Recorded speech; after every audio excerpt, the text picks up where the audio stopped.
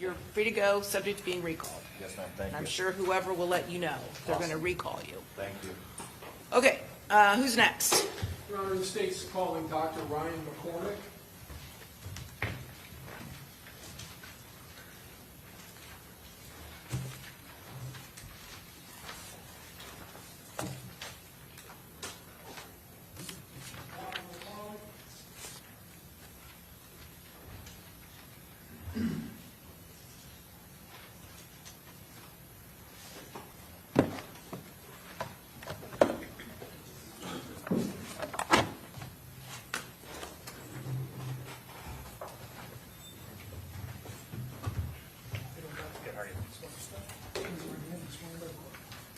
Do you swear or affirm that the testimony you're about to give will be the truth, the whole truth, and nothing but the truth, so help you God? Thank you, sir. Okay, have a seat, and I'm going to read the stip now, correct, Mr. Harmon? Yes, Your Honor. Okay, so, ladies and gentlemen of the jury, when the parties agree that certain facts are true, that is called a stipulation of fact. You must accept stipulated facts as having been proven. However, the significance of these facts, as with all facts, is for you to decide. In this case, the stipulated facts that you must accept as true are stipulation to identity. It is hereby stipulated by and between the defendant, Alicia Latoya Andrews, and the state of Florida, that Charles Jones, the person named in count 1 and 2 of the indictment in this cause, was found deceased on June 23rd of 2024 at 11606 McKinley Drive in Tampa, Hillsborough County, Florida. An autopsy examination was performed on the body of Charles Jones on June 23rd, 2024 by Dr. Noah Riley, D.O. We hereby certify that the foregoing stipulation is made in good faith and for the reasons herein alleged, dated this 27th day of October, 2025. And then the stipulation is signed by Mr. Harmon, Assistant State Attorney, Jeremy McClyment as attorney for the defendant, and the defendant herself, Ms. Andrews. All right, very good. You may proceed. Thank you, Your Honor. May it please the court. Good afternoon. Would you please state your name? Ryan McCormack. Can you spell your last name, please? Yes, McCormick. How are you employed, sir? I'm an associate medical examiner at the Hillsborough County Medical Examiner's Office here in Tampa, Florida. And what do you do there? So my job as an associate medical examiner is to perform autopsies and to determine cause and manner of death. All right. How long have you worked for the Hillsborough County Medical Examiner's Office? I've worked for Hillsborough County for just over 6 years. Can you tell the jurors your educational background? Yes, so I received my undergraduate degree in microbiology from the University of California, Davis. I then attended medical school and received my medical doctorate from Temple University in Philadelphia, Pennsylvania. Afterwards, I went to residency for anatomic and clinical pathology over at Emory University in Atlanta, Georgia. At the end of my anatomic and clinical pathology residency, I took my board examinations in both anatomic and clinical pathology and passed those. The board exams are really just multi-day exams to show you're competent to go out and practice on your own. At the end of my residency, I then started a one-year fellowship in forensic pathology at the Fulton County Medical Examiner's Office in Atlanta, Georgia. And at the end of that 1 year, I then went ahead and I took my board exam in forensic pathology and passed that exam as well. So are you now board certified in certain areas of pathology? Yes, I'm board certified in anatomic, clinical, and forensic pathology. Doctor, how many autopsy examinations have you performed in your career? I've performed approximately anywhere from 2,000 to 2,200 autopsies. And have many of those involved gunshot wounds? Yes. Do you have an approximate number out of the more than 2,000 autopsies? I typically do anywhere from 20 to 30 homicides a year, which are typically gunshot wounds. Probably like three quarters of those are gunshot wounds. And then I supervise trainees essentially who are doing autopsies on gunshot wounds. And then suicidal gunshot wounds, I've probably done a few hundred in my career. So I've seen quite a bit. Is the medical examiner's office here in Hillsborough County, is it related in some fashion as a teaching institution to the University of South Florida's medical school? Yes. How so? So the medical examiner's office here, we teach resident physicians how to perform autopsies. We also teach fellows who have completed their residency how to be forensic pathologists and how to perform the job duties of a medical examiner. And they get on-the-job training at the medical examiner's office here? Yes, correct. Can you tell the jurors, as far as medicine, the area of forensic pathology, what that deals with? Yes, so forensic pathology is the study of natural disease and trauma, and how either the disease or trauma causes or contributes to someone's death. Doctor, have you testified previous to today as an expert in the area of forensic pathology and medicine? Yes, I have. Approximately how many times? Approximately a dozen times. In what jurisdictions? Both here in Hillsborough County and in Fulton County in Georgia. The term cause of death, what does that term mean?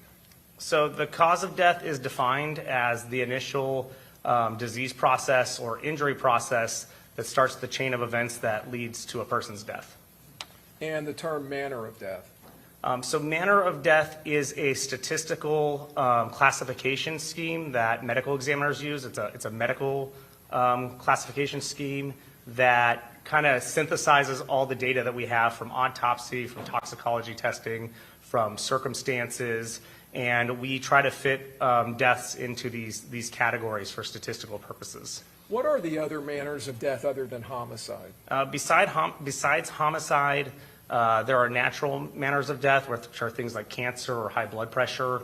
We have accidental manners of death, which are things like car accidents, drug overdoses. We have suicide as a manner of death, which would be self-inflicted injury that led to a person's death. And then we have an undetermined category where we, after all of our investigation, we can't really determine or place it into one of those categories neatly, so we consider them undetermined. Okay, so I'm going to draw your attention to this case, a case involving a decedent by the name of Charles Jones. Was Mr. Jones' body transported at some point to the medical examiner's office? Yes. Okay. And was there an autopsy performed on his body? Yes, there was. All right. And was that by Associate Medical Examiner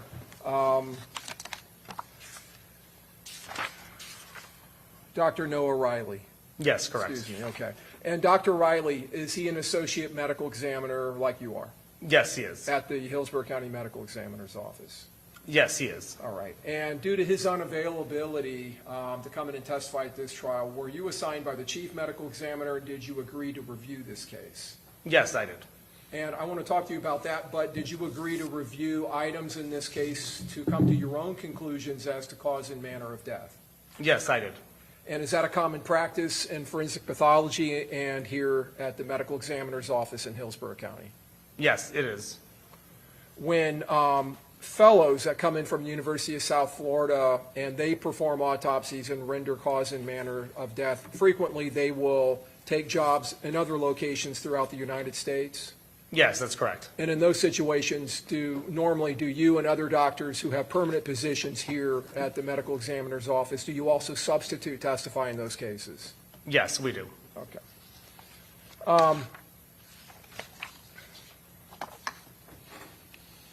Is there ultimately, when a autopsy examination is performed, is there ultimately a report of diagnosis and autopsy on that decedent that is generated by the examining doctor? Yes, there is. And is the examination of the decedent in the autopsy procedure, is it commonly photographed or documented in a photographic manner by the medical examiner's office? Yes, throughout the autopsy process, really throughout from the time the body gets to our office to the time we complete the exam, we're doing digital photography. So in this case, we're dealing with Hillsborough County Medical Examiner Department file number 2405732 involving Charles Jones. That number, that file number, is that unique to him and to his file in your office? Yes, it is. Okay.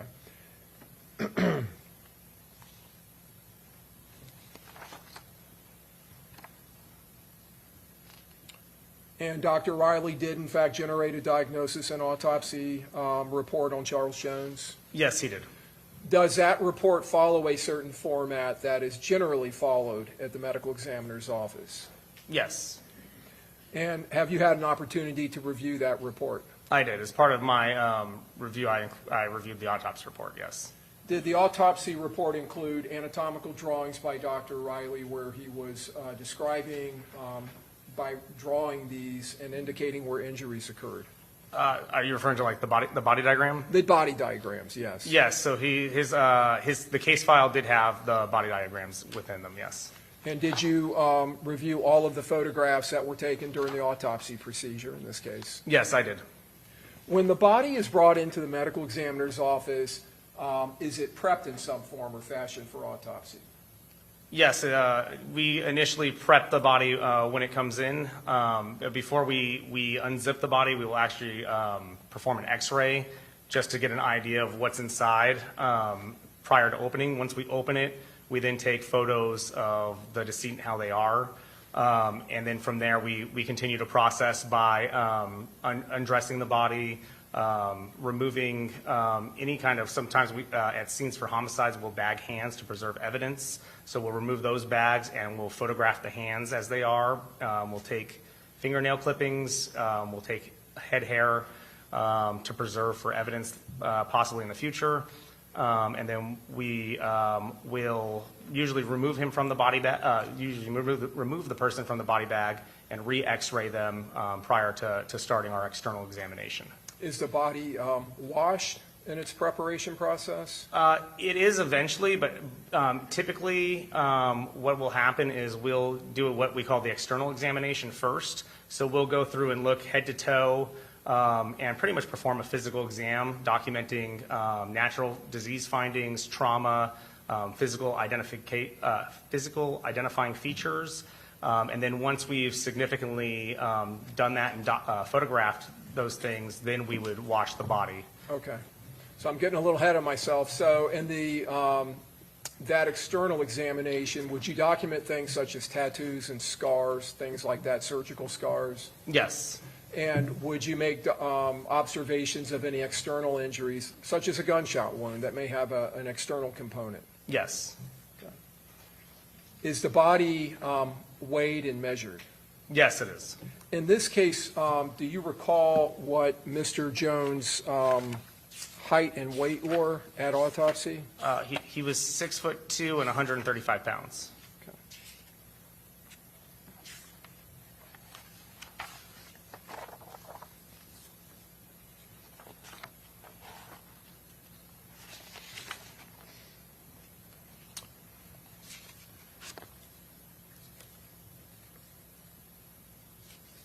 Does the file, the medical examiner's file, also contain a death investigator report of scene investigation? If there's a scene response, then yes, it will have a scene report or some kind of documentation of the scene findings. In this case, was there a death investigator report of scene investigation? Yes, there was. And did you review that? I did, yes. So one of the forensic investigators with your office responded to this scene? Yes, that's correct. And when the body is transported from the scene, is the body typically placed on a sterile cloth or blanket of some type? So typically when the body is examined at the scene, it is placed on a brand new kind of white blanket just to preserve any kind of evidence that may fall off the body while they're examining it on scene. And then they'll take the sheet with the body and put it in a brand new body bag and seal the body bag for transport to our office. Okay. And there's some agency that the medical examiner's office contracts with that brings the body to the medical examiner's office from the scene? Yes, correct. In this case, when Mr. Jones' body was brought in and he was removed from the body bag, was there some object that was found in the body bag that had come off of the body? So there was a fragment of a projectile found within the body bag when they initially were processing. Okay. And was that ultimately collected by Dr. Riley? And I'll get to that in a little bit, but was it ultimately collected and packaged in some way? Yes. Okay. Based on your review, Dr. McCormack, have you come to an opinion as to Charles Jones' well, let me rephrase that. Have you come to an opinion as to a reasonable degree of medical certainty as to Charles Jones' cause of death? Yes. And what is that? His cause of death is gunshot wounds to the torso. And have you come to an opinion to a reasonable degree of medical certainty as to Charles Jones' manner of death? Yes. And what is that? Homicide.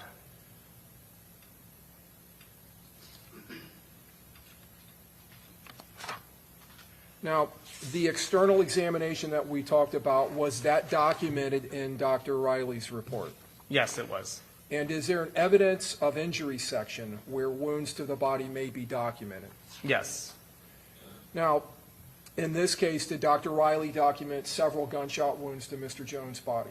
Yes, he did. And is there past that, is there an internal examination section of the report? Yes, there is. And in the internal exam section of the report, did Dr. Riley document his findings and observations of his internal examination of Mr. Jones' body? Yes, he did.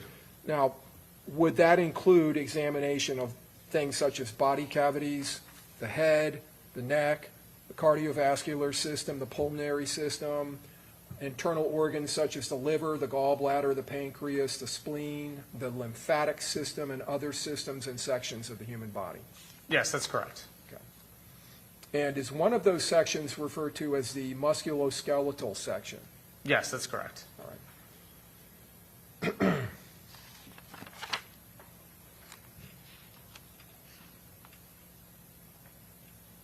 So I want to start under the evidence of injury section of the report dealing with a gunshot wound to the victim's chest. And I'll ask, first of all, did Dr. Riley label that in some form or fashion? Yes, I believe he did. Okay. And did he label it as, I believe, wound A? Yes, I think that's correct. Okay. And is that label there for any reason other than just documenting and distinguishing that wound from others? Yeah, I think it's just for ease of understanding which wound he's referring to. Okay. All right. So these letters, as we walk through this, they're not there sequencing the wounds as they were inflicted in time or anything like that? Correct. Usually when we label wounds, it doesn't indicate severity or order of injury. As part of that wound, was there an entrance wound on the upper right chest? Yes, there was. And was there any exit wound associated with that gunshot wound? No, there was not. May I have one moment, Your Honor? Yes.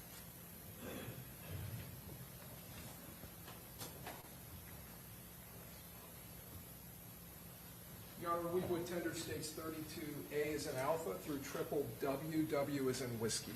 Any objection? Anything more specific? Okay, admitted. Publishing states 32A, and I'm just looking, you can look over your left shoulder there, Doctor. Do we see the wound on the right side of Mr. Jones' chest? Yes. And is it right here where my finger's pointing? Yes, correct. Now, we see another wound that I'm going to talk to you about a little bit later, this wound on the upper right arm. Do you believe that these two wounds are associated in some form or fashion? Yes, I do. Can you explain to the jury?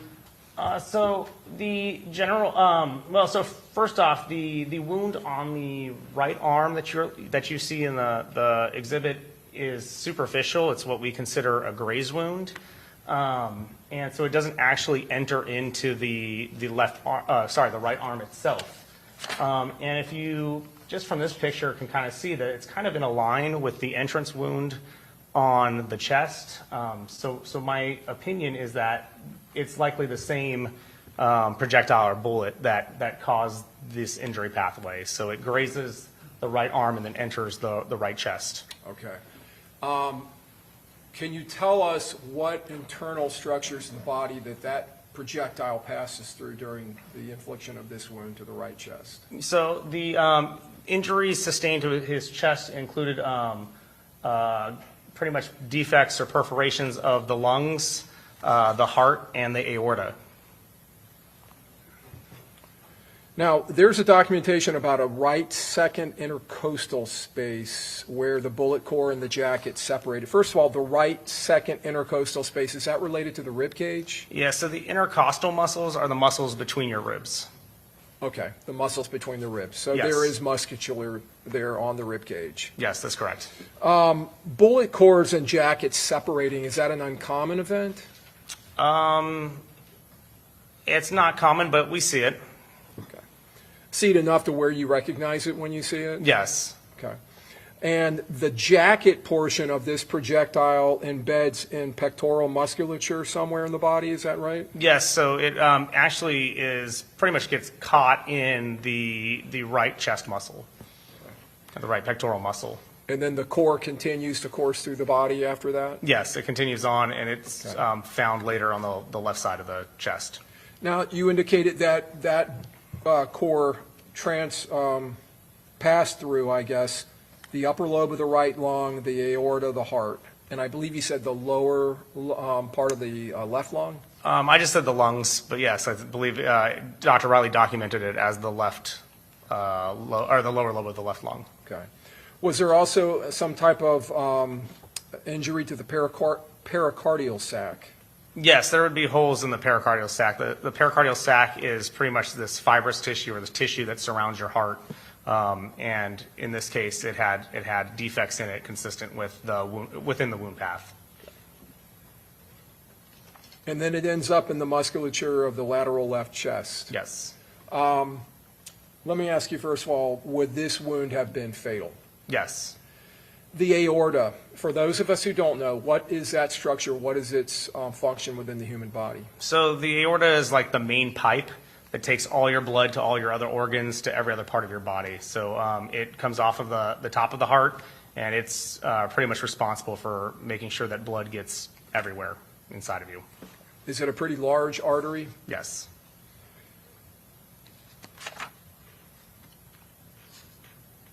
Were there associated injuries to this wound, such as hemothorax?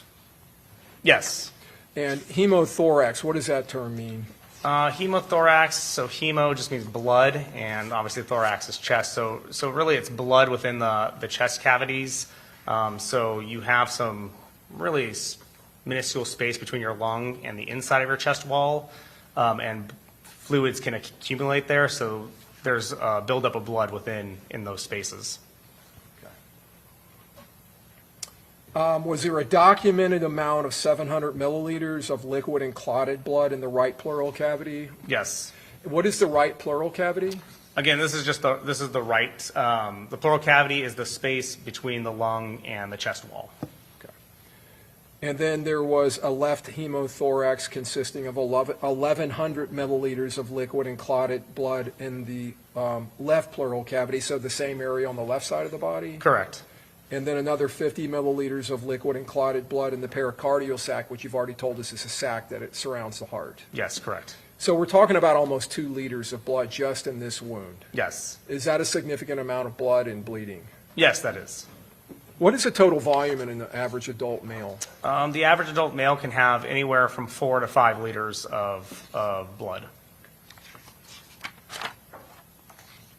Was the separated jacket and bullet core, were they recovered? Yes, they were. And were they photographed? Yes, they were. And were they sealed into appropriately labeled envelopes? Yes. So those would have been available for law enforcement to come and pick up? Yes, so anytime we collect evidence such as bullet fragments, we tend to photograph them with the package that we label, and then we place them inside, seal them, and then we will turn them over to law enforcement at the completion of the autopsy. So I'm going to publish States 32C, and this is just another view of this wound, this grazing wound to the upper right arm, and then the wound to the upper right chest. So the grazing wound, is that going to affect any structures other than the skin and the subcutaneous tissue underneath the skin? No. Okay, so that's just kind of going straight across the skin. Yes. All right. And, all right, let me move on then. Oh, with this wound, the way it entered the body and its direction, were you able to determine or, based on your review, the direction of that wound track? Yes, I was. And what was the direction of the wound track? So when we give trajectories, just to understand this, is we don't know what position the person is in when they have these wounds inflicted, right? We move around a lot, we're flexible, And since we can't tell based off the wound track, we have to go by what we call the standard anatomic position. So standard anatomic position is standing upright with your arms extended by your side, your palms forward. So in relation to the standard anatomic position, this bullet path was right to left, front to back, and downwards.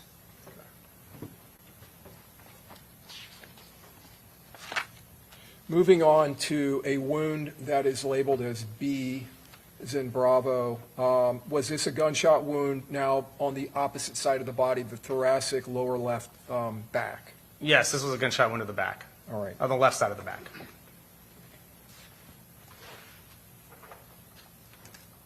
Publishing states 32E. Is that wound reflected here in this photograph, at least the external portion of the wound? Yes. Okay. And we have these two wounds that I'm pointing out on the lower left back. Were both of those gunshot wounds?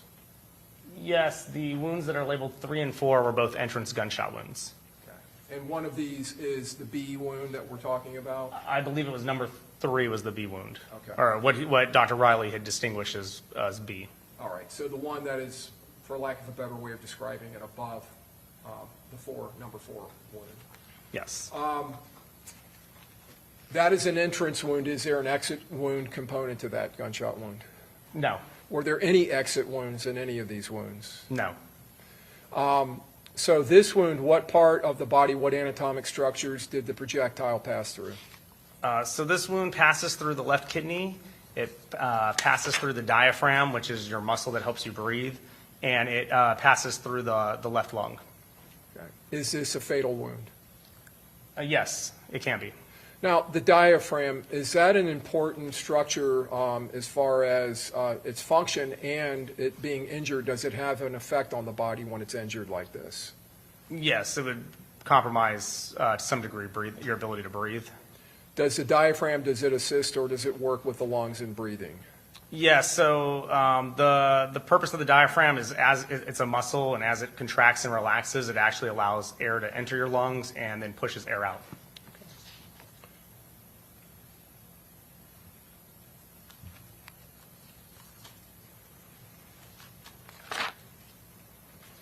And in this wound, was there a projectile that was recovered? I believe there were fragments recovered from this within the left pleural cavity.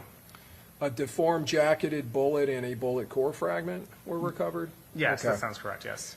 And that would have been in the left pleural cavity, which you've already described, the space between the lung and the chest wall, Yes, correct. and the left kidney respectively, I believe.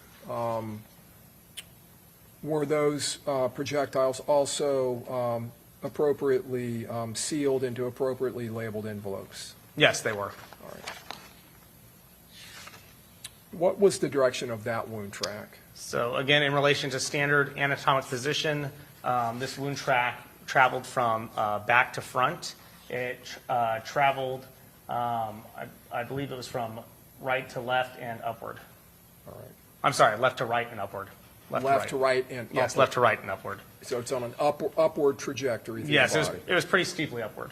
All right. And let's move on to the wound below that, number 4, which is labeled C in the report. Is that also an entrance gunshot wound we're looking at? Yes, that is. And is there, well, you've already told us there's no exit wounds in Yes. this autopsy. Okay.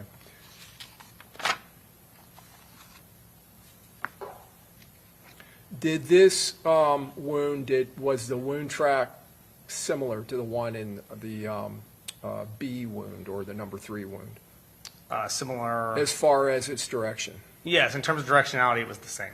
Okay. What internal structures were affected by that wound? It only struck the left kidney.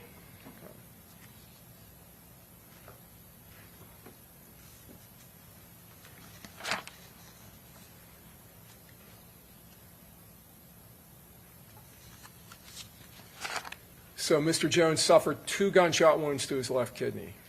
Yes. Okay.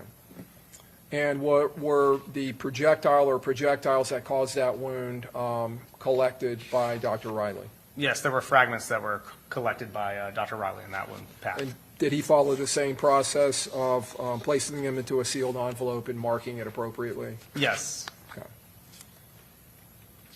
With both of these wounds, were there associated bleeding, I guess, or associated wounds? So yes, with the with gunshot wound labeled number 3 on here, or on this this photograph, it probably has some bleeding within that left pleural space. I don't recall him mentioning blood within the abdominal space. But there would be some kind of soft tissue hemorrhage. There was, based off the picture, some hemorrhage around these injuries. And you indicated that the wound track or the wound direction in number 4, or label C within the report wound, which is below the number 3 or B, that it had a similar direction. Yes, it was back to front, left to right, and upwards as well. Okay. So I want to ask, with these wounds to both the chest, the trajectory of the wound through the chest and the A wound, and then this B and C wound on the victim's back, I want to ask you if those wounds would be consistent with having been caused while the victim was seated in a car by shooters in front of the car, while the victim was both turning to avoid the gunfire and then trying to turn his back to the shooters and crawl through the front 2 seats into the back seat.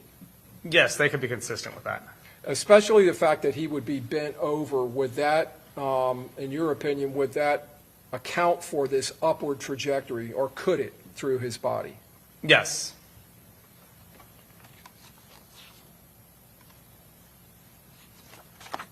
Was wound number, wound labeled C, the second wound to the back that we've talked about, which is number 4 in that photograph, was that a fatal wound? So it wasn't immediately fatal. There is a lot of variables with that injury. It depends on how much he bleeds from his kidney and how long it would take him to get care. He could survive from that wound, but he could also succumb to it too. It would be really hard to determine. Okay. These wounds to the back and to the front of Mr. Jones' body, how long would it take after infliction of these wounds, especially if they happen in rapid succession, to cause death? It would only take seconds with the amount of blood loss that he had or he sustained. Okay. And could he have lost consciousness in seconds? Yes. With these types of wounds, what is the actual, when you've talked about gunshot wounds being the cause of death, what is the actual mechanism of death?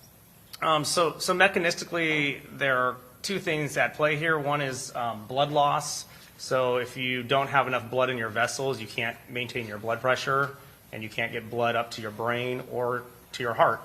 And then the fact that the one bullet in his chest passed through his heart muscle, it caused structural damage to the heart, and so you're going to be more prone to having an abnormal heartbeat. So both are, and combine that with the blood loss and him not getting enough blood to his heart, you kind of have both of these mechanisms happening at once. So I want to walk you around the victim's body with photographs, and I'm going back to 32E. There was another wound here at number 2, and states 32F, just more of a close-up of it, states 32G, more of a close-up. Is that wound something that is consistent with being caused by shrapnel? Yes, it is. And were there other wounds on his body that were consistent with having been caused by shrapnel? Yes, there were. Okay.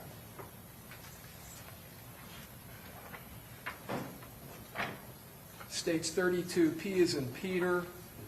This incised wound to the victims, that's his left elbow, is that correct? Yes, correct. All right, and this would be the interior or the outside of his arm? This would be the outside of his arm, yes. Okay. Is that a wound that is consistent with having been caused by shrapnel? Yes, it could be consistent with that. States 32Q, just a close-up of it.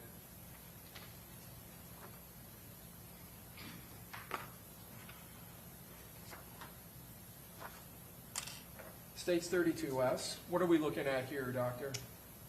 This is the this photograph shows the outside of his of Mr. Jones's right ankle, Okay. or lower leg. What kind of wounds are those? These are what we would consider as abrasions or superficial defects, possible lacerations. They would be consistent with shrapnel as well, or some kind of projectile fragment hitting his body. 32T, just a close-up. Back out.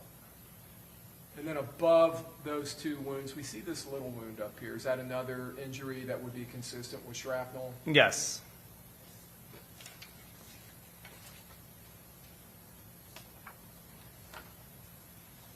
And that's seen in 32V in close-up. V is in Victor. Yes.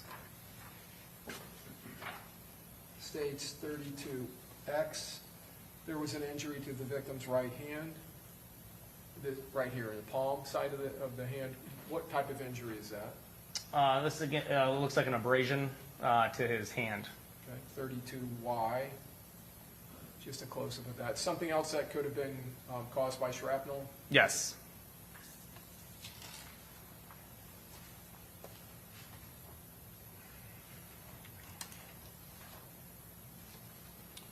These shrapnel wounds, would they be consistent with both projectile shrapnel and intermediate barrier shrapnel, such as automotive glass?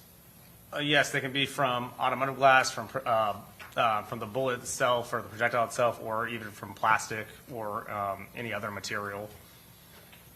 States 32AA, just a photograph of the item that was located in the sheet within the body bag with the body. Yes, that's correct. Okay.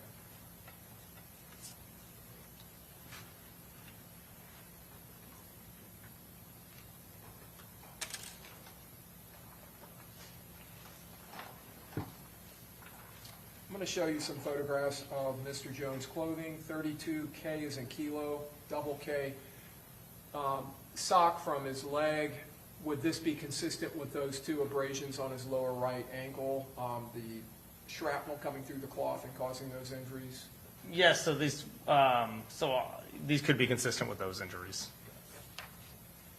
When a person suffers either shrapnel or gunshot wounds and they're clothed, is it not uncommon to find defects in their clothing? No, it's not uncommon.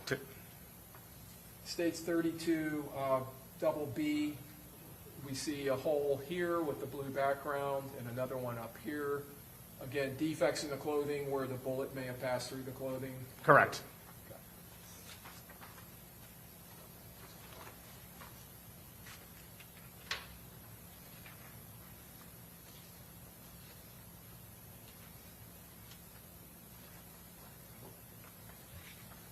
In the musculoskeletal section of the internal exam, did Dr. Riley notate that he had recovered a projectile from the victim's lower leg? Yes, correct. And I think he described it as a remote injury. Yes, that's correct. Would that be consistent with a shooting event that had occurred 9 months earlier where something or a projectile had been lodged in the victim's leg and left there? Yes, there was, from the photographs, there was significant scar tissue around this fragment of projectile, which indicates to us that it's been there for some period of time. States 32, L is in Lima, L. We see the victim's lower leg having been entered during the autopsy. We see this grayish area here. Is that the projectile? Yes, correct. And so that's deep in that muscles of his lower leg. Is that correct? Yes. 32M is in Mike, double M, and that would be the item there. Yes, that's correct. Was that item also collected by Dr. Riley and placed into an envelope that was appropriately labeled? Yes, it was.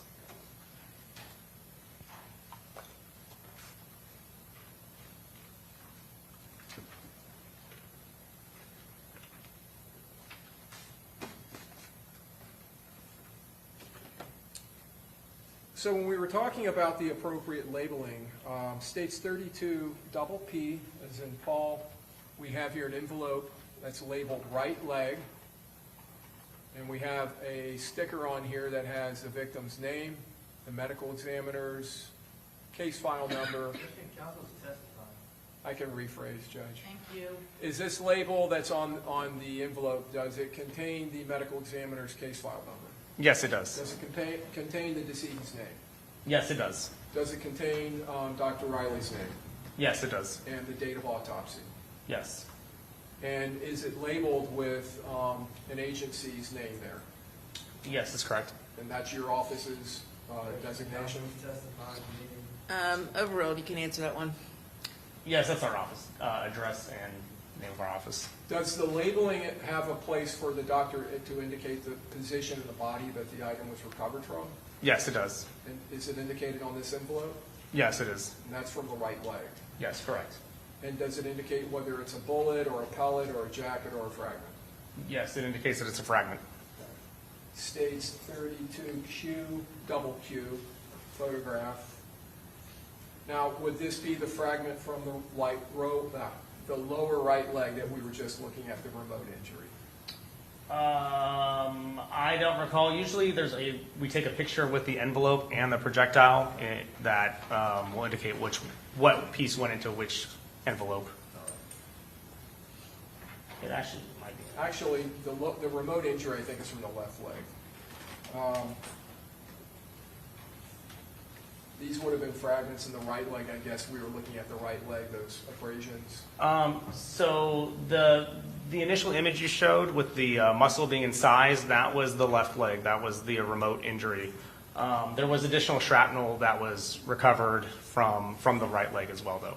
And in this photograph, we do see down here the item that was recovered. Yes, correct. Okay. And is that what you were talking about, usually photographed together? Yes. Okay. So with the remote gunshot wound to the left leg, we're going to look at that photograph. And there appears to be an item down here. Would that be the item that was recovered? From the left leg, yes.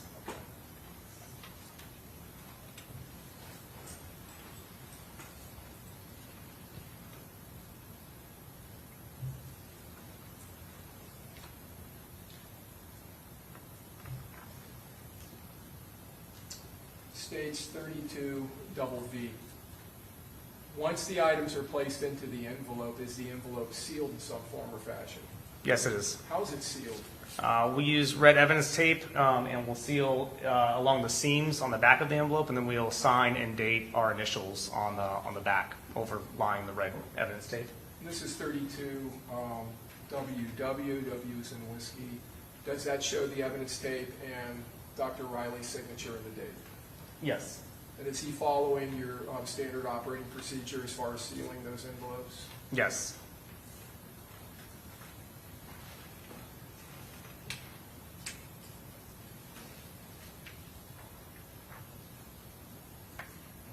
States 32 double X. Are these envelopes of several areas? Let me rephrase that. Are these envelopes of items that were collected from several areas of the body? Yes.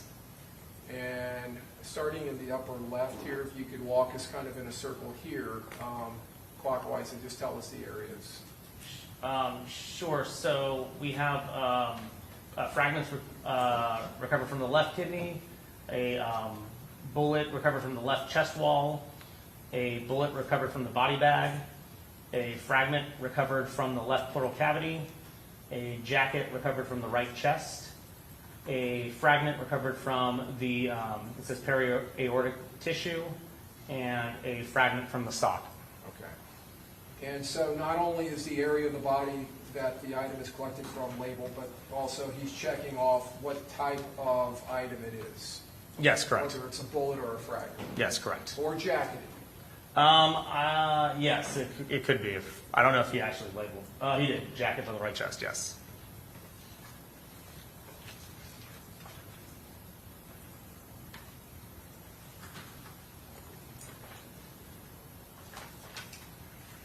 May I approach the witness, Your Honor? Yes.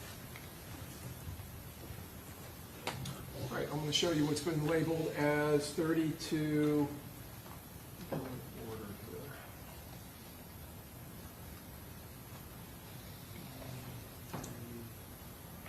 believe this is 32A.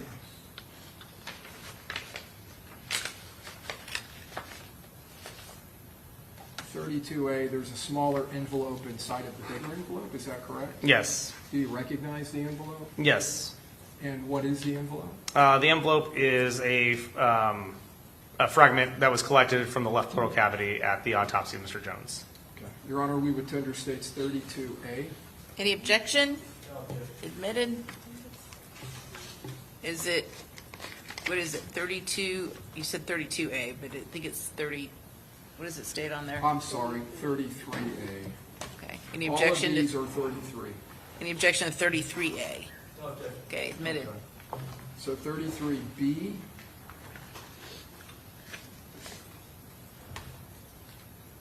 The envelope has a smaller envelope. Do you recognize that, doctor? Yes. And what is it? This is the envelope that was contained the bullet from the left chest wall that was recovered at the autopsy of Mr. Jones. Your Honor, we would tender states 33B. Any objection? No objection. Admitted. 33C. Do you recognize the smaller package? Yes. It's the bullet that was recovered from the body bag of Mr. Jones. And 33D. Do you Are you recognize moving it? that into evidence? I am, Your Honor, tendering it for admission. Any objection? And 33D. 33D is the jacketing that was recovered from the right chest of Mr. Jones. Any objection? No objection. Admitted, all of those, 33A through D.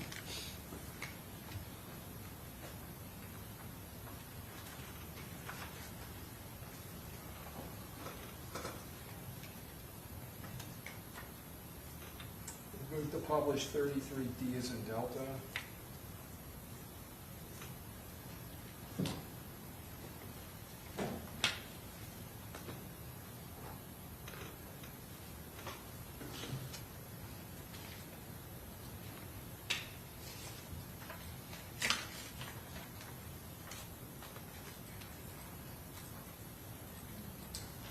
C, moving to publish. And this is the item that came from the body bag, Yes. and it's described as a bullet by Dr. Riley. Yes, correct.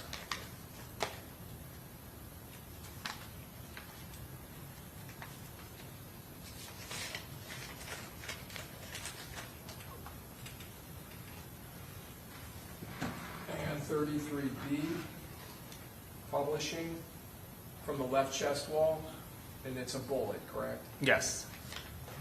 And then just the back of the envelope.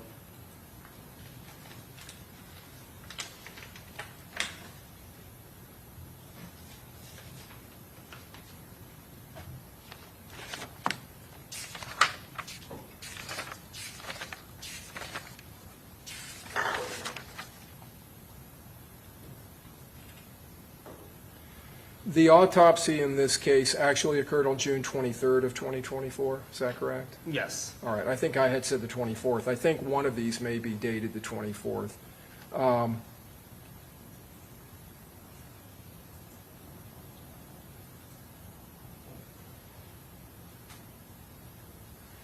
Was Mr. Jones' date of his age documented? Yes. What was his age? I believe he was 26. Do you mind if I refer to the record or to the?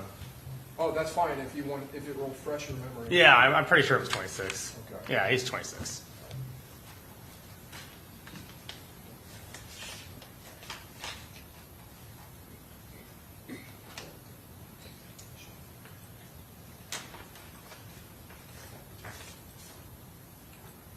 And states 33A, from the left pleural cavity, a fragment or fragments, Yes. and the back.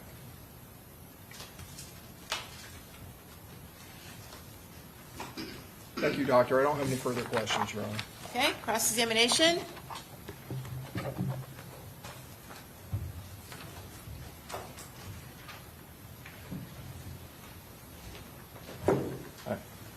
Did you perform the autopsy in this case? I did not. Another medical examiner did.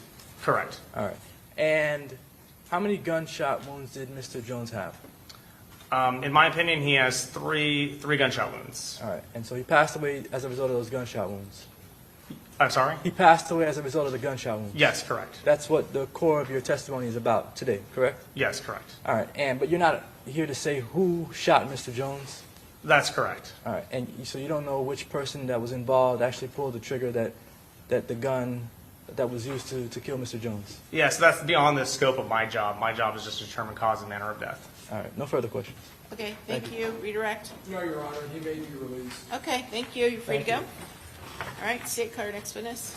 State Police Detective Craig Griffin.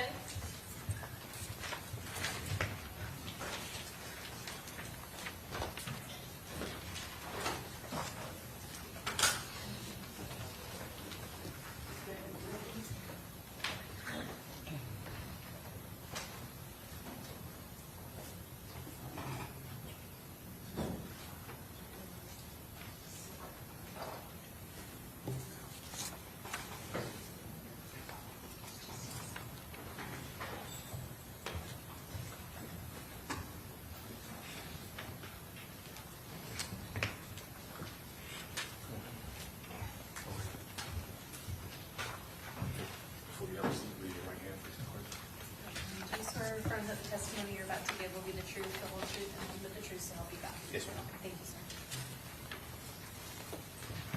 sir. Okay, you may proceed. Good afternoon, sir. Would you state your name, please? It's correct, Griffin, And where are you employed? Jacksonville Sheriff's Office.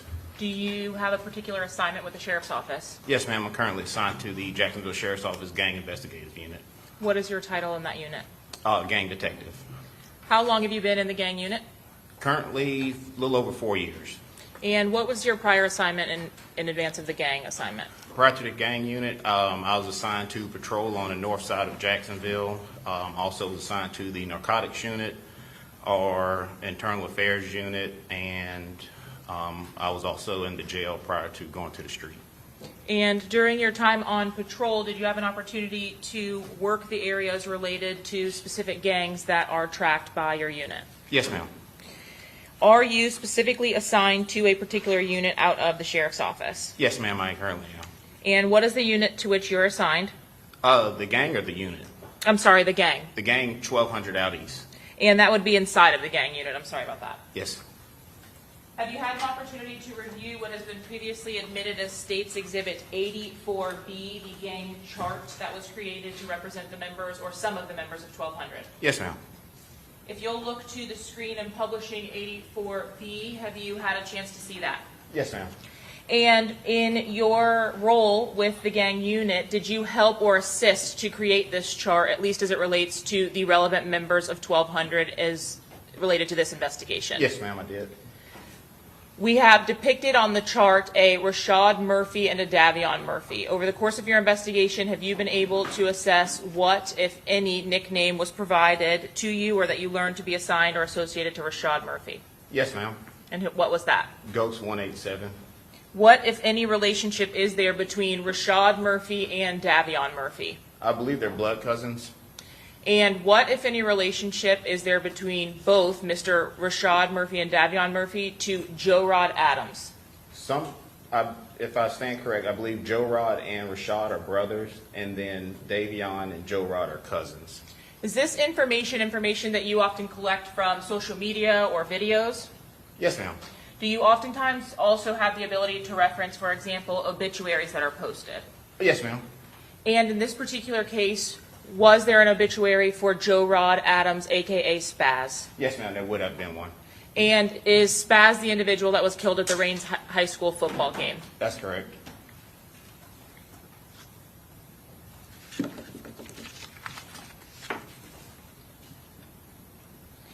Did you, in this particular case, have any involvement with the investigation that was conducted into the homicide of Charles Jones? Yes, ma'am. And what particular involvement did you have? I conducted a traffic stop on a Shane Gathright. And when you conducted that traffic stop, were you accompanied by other law enforcement officers? Yes, ma'am. As you all made contact with the driver, Mr. Gathright, did you ask him to exit his vehicle? We did, yes, ma'am. And did you complete a search of that vehicle? Yes, ma'am. Having attended that traffic stop, are you aware of whether any of your fellow officers were wearing a body-worn camera? Yes, ma'am, I do. I'm showing you what's been marked as State Exhibit 102 through 104, so you'll take a look at that and let me know if you recognize those images. Yes, ma'am, these are from the traffic stop. Do they fairly and accurately represent the beginning of the contact that you had with Sean Gathright on, at this vehicle stop, excuse me? Yes, ma'am. Your Honor, at this time, State seeks to admit State's Exhibits 102, 103, and 104. Any objection? No objection. Admitted. In publishing States 102, are you able to see the screen okay? Yes, ma'am. And what date did the traffic stop of Sean Gathright actually occur?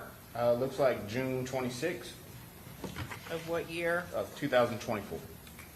Were you working in your capacity as a gang unit detective Yes, when ma'am. this stop was conducted? Yes, ma'am. You indicated that Mr. Gathright was asked to exit the vehicle. Is that what's depicted is that depicted in States 104? Yes, ma'am. Before he exited, were you able to make contact and ultimately identify the driver of the vehicle, confirming it was Sean Gathright in States 103? Yes, ma'am.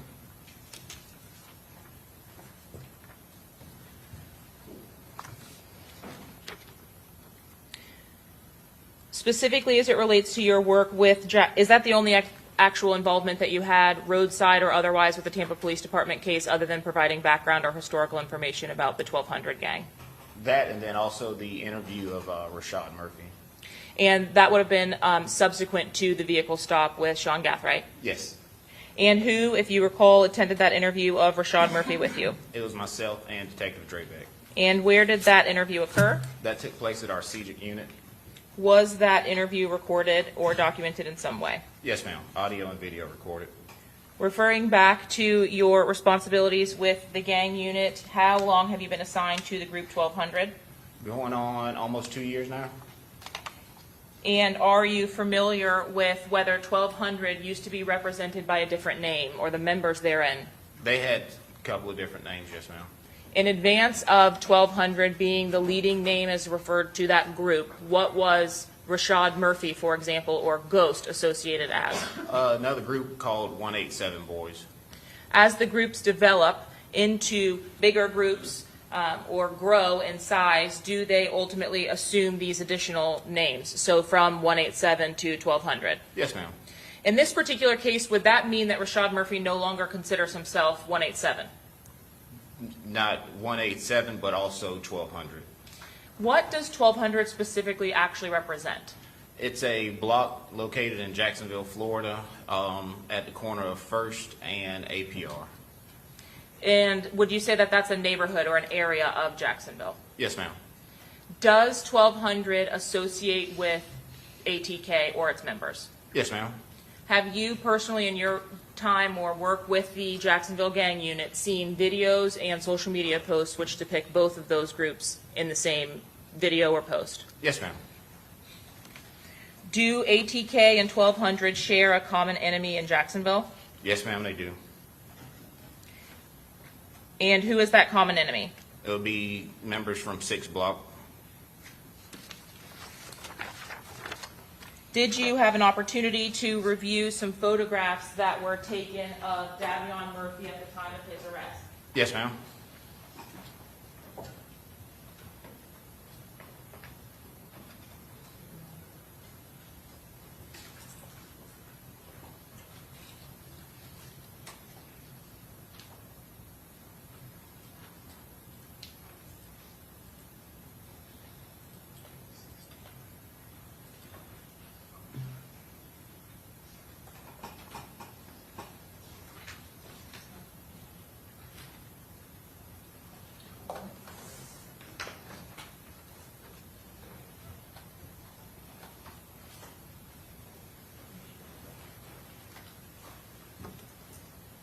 I may have one moment.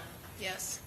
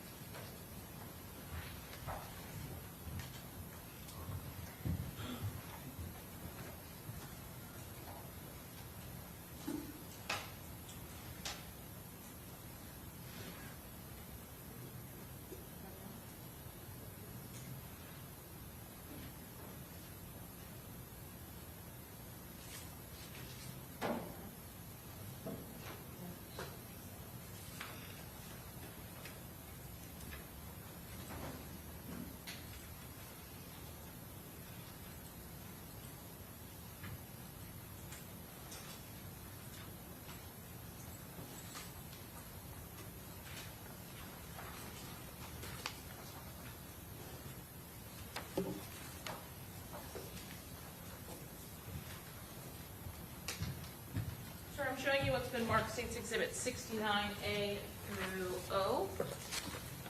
You should take a look at these photographs and let me know if you recognize them.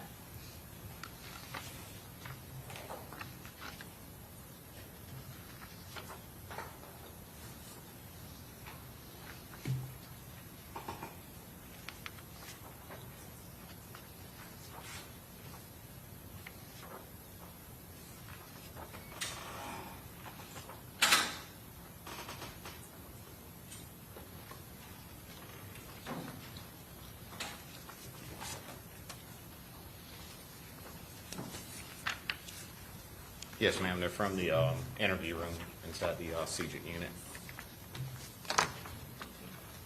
And Davion Murphy is a member of which particular group?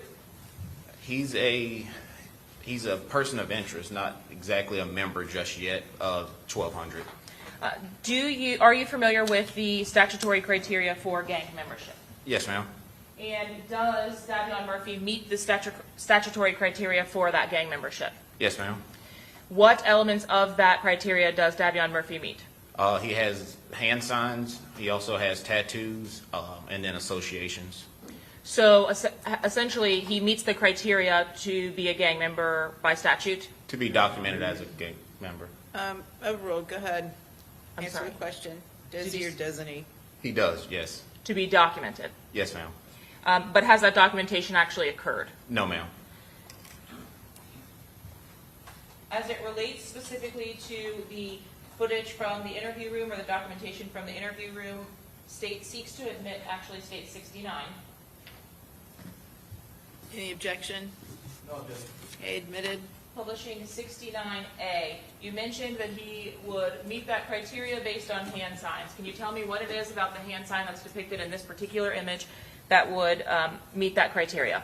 So his right hand, he's holding up the 1200 hand sign. So with the single finger showing the 1 and then the 2 over here to represent 12. So 1 and 2, so 12. Yes, ma'am. And how did that relate back to 1200 as you provided or described that to us? Well, 1200 is the group itself, and so being without adding the 2 zeros, 12. And 69B, was this screenshot actually taken from the interview room after Mr. Murphy's arrest? Yes, ma'am. Are interviews like these, photos like these, documented in your day-to-day activity as a gang detective? Yes, ma'am. And in the chart that was previously presented, 84B, is it common for the members of 1200 to utilize that same hand symbol when posting on social media or in music videos? Yes, ma'am. Is there any specific relation as to when they do that? No, ma'am. Just when they're on camera or taking a photo of any sort. In your activity and based on your training and experience, if you see this hand sign, is the individual throwing it related to 1200? Yes, majority of the time, yes, ma'am. Are there times in which the opposing gangs will throw their rivals' hand signs? In a disrespectful way, yes, ma'am. So do you view those items or posts in context Yes. to determine the nature of that? Yes, ma'am.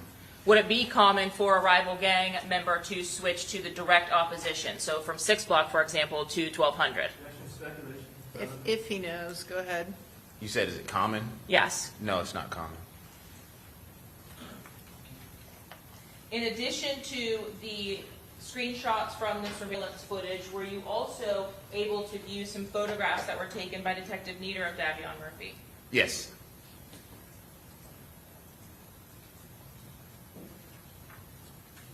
In 69D,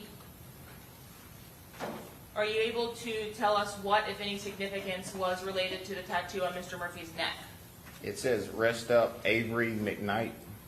Is Mr. McKnight an individual who is alive or deceased? Unfortunately, he's deceased. And do you know the circumstances of his homicide? I believe. Overruled, just limited, just explain this. Was the circumstance of his homicide something related to the gang war in Jacksonville? Yes.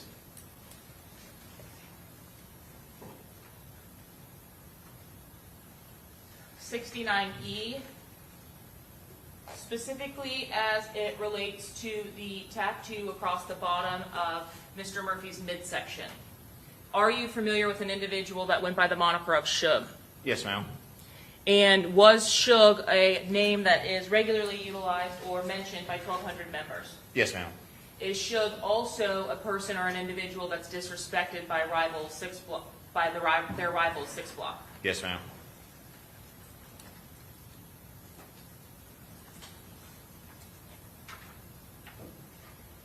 Now, previously had Davion Murphy and Rashad Murphy represented 187. Yes. At some point, do you document Davion Murphy's transition to 1200? Document it, no. Monitor it, yes. So is there some mechanism by which you all record updates that you'll see or items that you think may prove valuable in when you do updates to documenting or undocumenting specific members? Well, yes, because everybody has to be redocumented every 5 years. So is there a log or some record that you can keep for documentation or items that would go towards potentially meeting that criteria? Yes, it's called an FIR. So having received these, would you have added essentially a note regarding Davion Murphy and his tattoos or known tattoos had you not had them before? Yes, ma'am. Was there another tattoo in state 69H that was depicted on the left side of Mr. Murphy? Yes, ma'am. And are you familiar with Jacoby? Yes, long live Jacoby J. I'm not familiar with that Jacoby. Jacoby Wright or Jacoby J? Jacoby was hook on the end, and then you have Jacoby Wright at the bottom. But I'm not familiar with Jacoby Wright. Okay. But did you have an opportunity to view this photograph? Yes.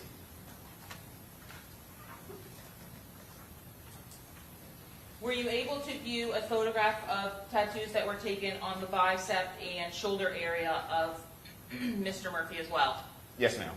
Specifically, do you recognize the image that's depicted on the top of Mr. Murphy's shoulder? Yes, ma'am. It says long live Joe Rod. And are you familiar with Joe Rod? Yes, ma'am. Is that the same Joe Rod Adams that was killed at the Rains High School football game? Yes, ma'am.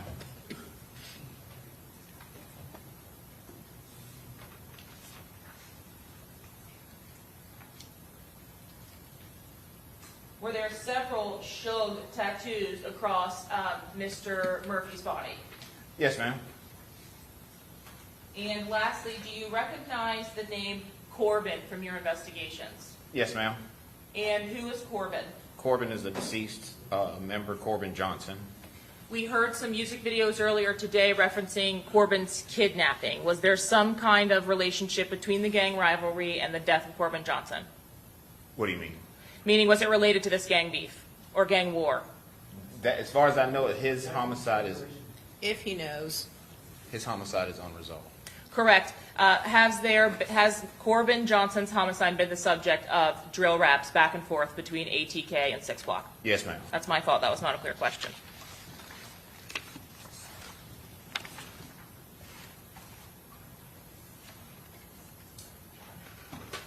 I'll pass the witness, Your Honor. Okay, cross.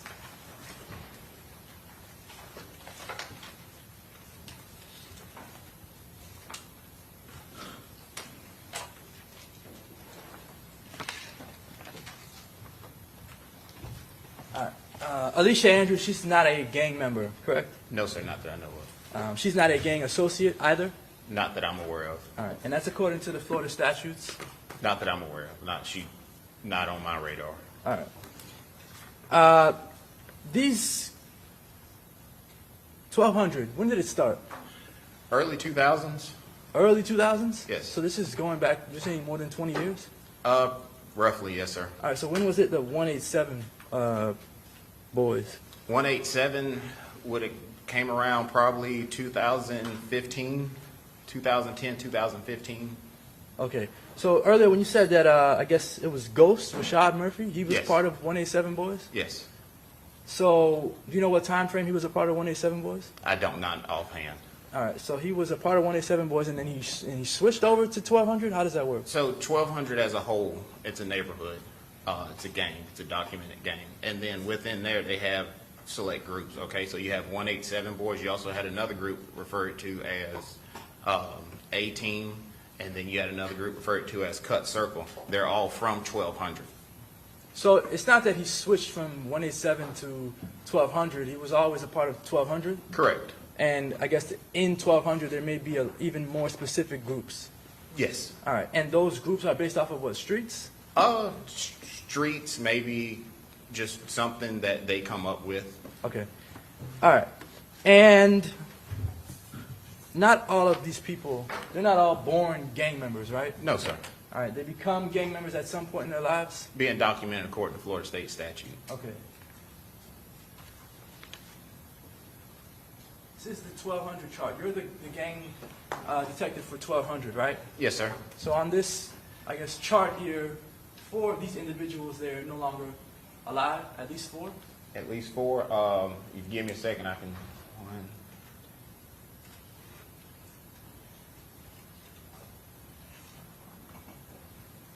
I count at least 6. 6. I have from your testimony, and if you can add or something Okay. to it.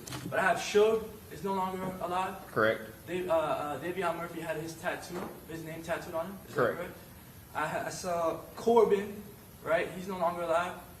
That's correct. That's the unsolved murder you were discussing. Correct. And that's the one that Charles Jones, Foolio was rapping about in his songs, Yes. saying that Corbin got kidnapped.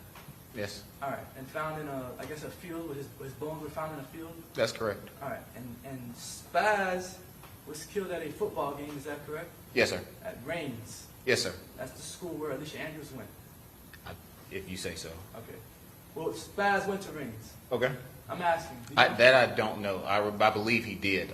Him along with Kenny Capps, or I'm sorry, Robert Howard. Robert Howard. Okay. And Robert Howard is accused of killing Spaz. That's correct. All right.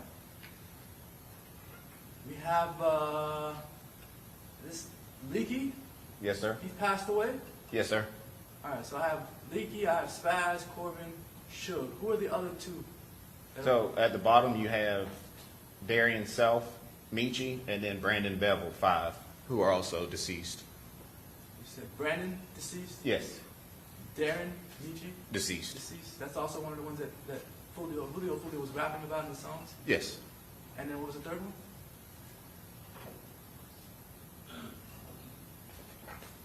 No, that should be I think 6. you mentioned 3 on the bottom, did you? He said Or just 2. 2. Okay, so just those 2. All right. And the others, are they still in 1200 that are on this chart? They're still, yes, sir. Well, so J. Dot, not so much. He would be J. Dot, associated to a different gang now. J. Dot, is this Jacory Rivers? Correct. He's in a different gang now? Yes. What gang is he in now? I would possibly tie him to the Bloods gang. The Bloods gang? Yes. So he's no longer with 1200. No, Do you know why he's no longer with 1200? I don't know. And Bloods gang, is that a Jacksonville gang? No.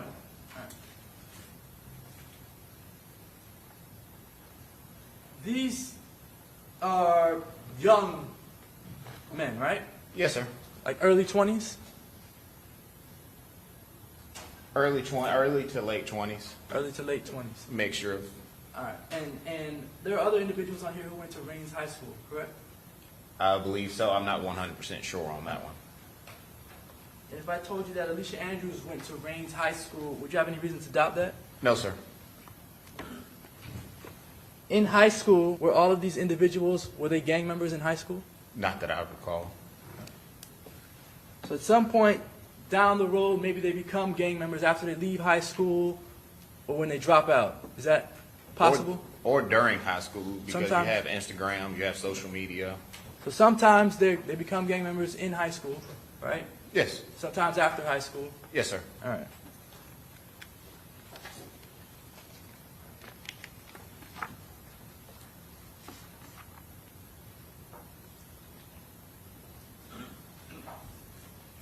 You know of Alicia Andrews to use any hand signs? No, sir.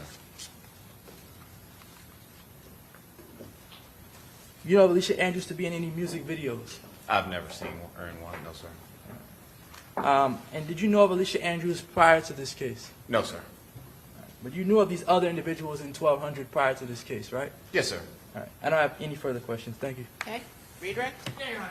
May this witness be excused? Yes. Thank you, you're free to go. I appreciate it. Thank you, ma'am. All right, who's your next witness? Detective Christopher Dravick.